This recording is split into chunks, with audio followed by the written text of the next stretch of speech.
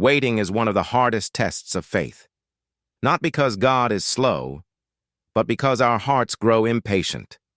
Many people in the Bible didn't fall because they hated God. They fell because they refused to wait on Him. Tonight, we look at people who rushed ahead of God and paid a heavy price.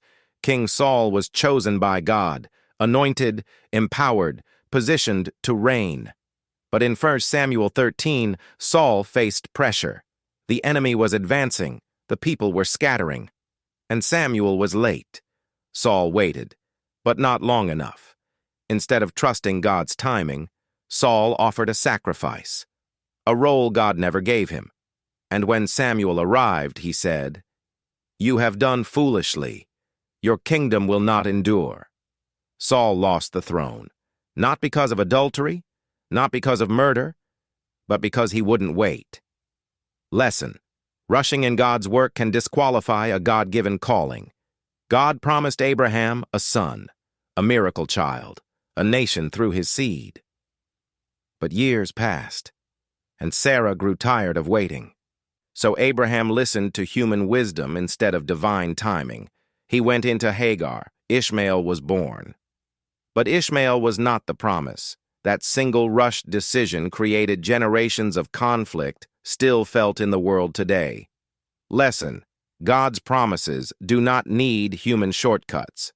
Esau was hungry, tired, impatient. In one moment of weakness, he traded his birthright for a bowl of stew. The Bible says he despised his birthright. He didn't hate God, he just couldn't wait. Lesson: never trade eternal blessings for temporary relief. Moses went up the mountain. Days passed. Silence filled the camp. The people grew restless and said, "As for this Moses, we don't know what happened to him." So they made a god they could see, a golden calf. While God was writing commandments, the people were breaking them.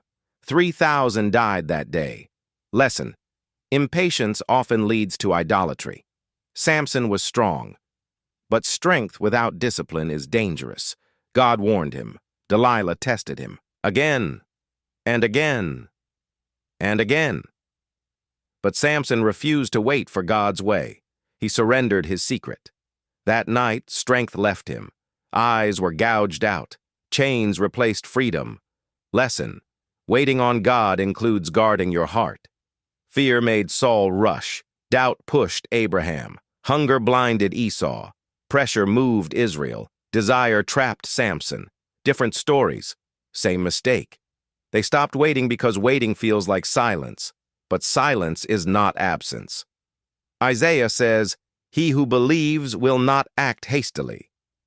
David waited years to become king. Joseph waited in prison. Jesus waited 30 years before ministry. Waiting is not punishment. Waiting is preparation.